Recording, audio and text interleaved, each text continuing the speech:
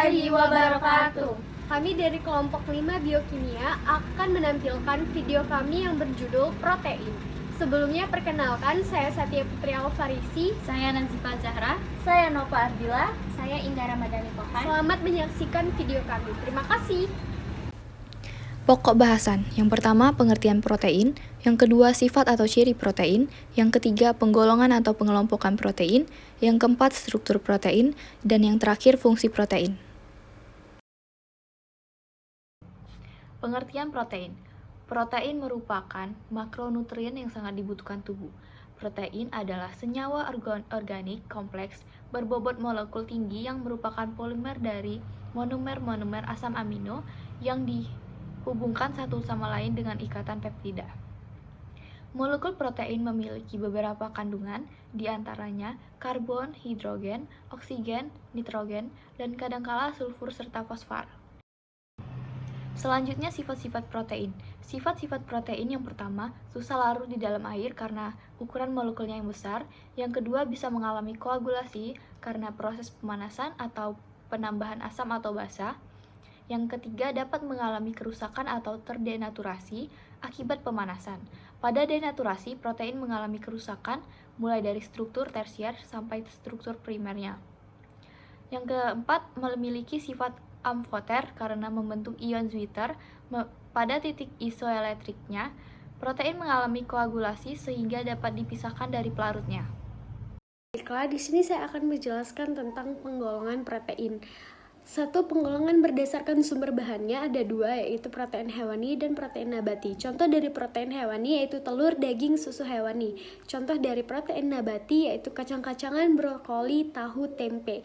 Lalu ada penggolongan berdasarkan bahan kimia pembentuknya. Ada dua, yaitu protein sederhana dan protein konjugasi. Contoh dari protein sederhana yaitu enzim ribonuklease, dan contoh dari protein konjugasi yaitu glikoprotein, lipoprotein, hemoprotein, fosfoprotein, dan metaloprotein. Penggolongan berdasarkan bentuk tiga dimensinya ada dua, yaitu protein fibrosa atau serat atau serabut. Lalu ada protein globular. Contoh dari protein fibrosa yaitu aktin, miosin, keratin, dan kolagen. Contoh dari protein globular yaitu albumin, insulin, dan enzim. Lalu ada penggolongan berdasarkan fungsi biologisnya yaitu 1. Protein struktural. Contoh protein kolagen dan keratin. 2. Protein transport. Contoh protein albumin dan hemoglobin. 3. Protein penyimpanan. Contoh protein mioglobin. Lalu 4. Protein pengatur. Contohnya insulin dan hormon pertumbuhan. Lalu 5. Ada protein kontraktil, yaitu contohnya aktin dan miosin. Lalu 6. Ada enzim. Contohnya enzim di tubuh sebagai biokatalisator. Lalu yang terakhir ada protein pertahanan. Contohnya imunoglobulin dan fibrin. Lalu yang terakhir ada penggolongan berdasarkan asam amino. Pertama ada protein yang tersusun asam amino esensial. Contoh protein isoleusin, lisin, metionin, sistein, valin, triptofan, fenilalanin, threonin. Protein yang tersusun asam amino non esensial yaitu alanin, asam aspartat, asam glutamat, glisin, glutamin, serin, argin, histidin, sistein, tirosin, prolin, aspargin, dan leusin. Lalu saya akan menjelaskan tentang struktur protein. Yang pertama ada struktur primer, merupakan ikatan-ikatan peptida dari asam amino pembentuk protein tersebut. Lalu ada struktur sekunder. Sekunder terbentuk dari ikatan hidrogen yang terjadi antara gugus-gugus amina dengan atom hidrogen pada rantai samping asam amino, sehingga membentuk lipatan-lipatan membentuk A helix dan B sheets. Lalu struktur tersier merupakan interaksi struktur sekunder yang satu dengan struktur sekunder yang lain melalui ikatan hidrogen, ikatan ion, atau ikatan disfolvida. Misalnya terbentuk rantai double helix. Lalu ada yang terakhir, struktur quaterner merupakan interaksi antara dua rantai polipeptida, struktur yang melibatkan beberapa peptida sehingga membentuk suatu protein. Pada peristiwa ini kadang-kadang terselip molekul atau ion lain yang bukan merupakan asam amino, misalnya pada hemoglobin yang pada proteinnya terselip ion Fe3+.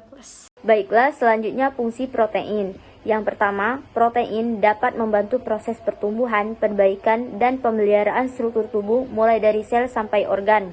Yang kedua, protein sebagai penghasil energi. 1 gram protein dapat menghasilkan 1,4 kilokalori. Yang ketiga, protein dapat menyeimbangkan cairan tubuh. Yang keempat, protein dapat menyintesis substansi-substansi penting, misalnya enzim, hormon, antibodi, dan kromosom. Yang kelima, protein sebagai biokatalisator yang memacu berbagai reaksi biologis dan kimia di dalam tubuh. Yang terakhir, protein berperan sebagai sistem buffer atau penyangga pH yang efektif. Uji protein. Yang pertama yaitu uji Biuret. Uji ini bersifat umum untuk protein atau polipeptida, tetapi tidak menunjukkan reaksi positif untuk asam amino dikarenakan reaksi hanya bereaksi dengan ikatan peptida. Reaksi positif adanya protein akan memberikan warna ungu pada larutan. Yang kedua, uji Santo-Proteat. Uji Santo-Proteat digunakan untuk mengidentifikasi protein yang mengandung gugus fenil atau cincin benzena. Jika suatu bahan pangan mengandung protein dengan gugus fenil dipanaskan dengan asam nitrat pekat, maka akan memberikan hasil positif berupa terbentuknya endapan berwarna kuning yang akan berubah menjadi jingga pada suasana basah atau dengan penambahan NaOH.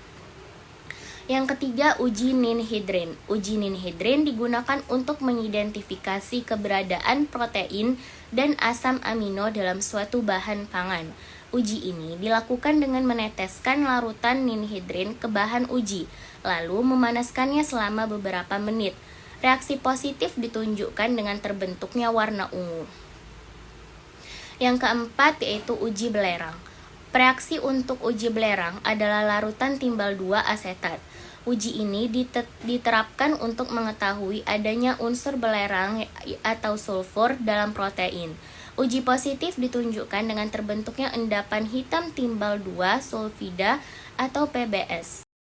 Jadi, dapat disimpulkan bahwa protein adalah molekuler makro yang mempunyai berat molekuler antara 5.000 hingga beberapa juta. Protein terdiri atas rantai-rantai panjang asam amino yang terikat satu sama lain dalam ikatan peptida. Penggolongan protein berdasarkan bentuknya yaitu protein bulat dan protein serabut atau berserat. Dan struktur protein terdiri dari protein primer, sekunder, tersier, dan kuartener protein. Fungsi protein antara lain sebagai biokatalisator, sebagai pengatur pergerakan, sebagai penunjang mekanis pertahanan tubuh dalam bentuk antibodi. Baiklah, itu saja yang dapat kami sampaikan. Terima kasih.